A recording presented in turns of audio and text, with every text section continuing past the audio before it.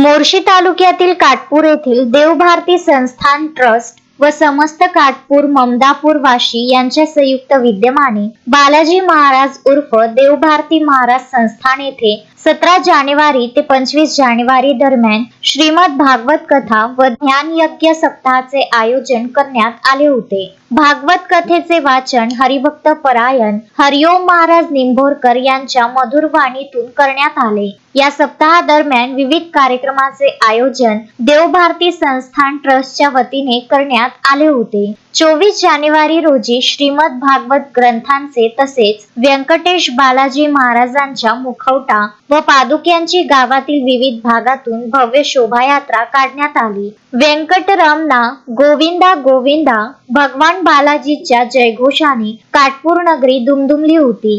25 जानेवारी रोजी हरिभक्त परायण हरिओम महाराज निंभोरकर यांच्या काल्याच्या कीर्तनानंतर माहेरवाशीन सोहळ्यात अनेक महिलांचा गौरव करण्यात आला। दुपारी 2 वाजता महाप्रसादाला सुरुवात झाली असून पंचक्रोशीतील भक्तगण आंबिलाचा महाप्रसाद घेण्याकरिता मोठ्या संख्येने गर्दी केली होती। या यात्रा महोत्सवादरम्यान कोणताही अनुचित प्रकार घडू नये म्हणून शिरखेड पोलिसांचा बंदोबस्त लावण्यात आला होता। संजय गारपवार, विदर्भ न्यूज, मोर्शी।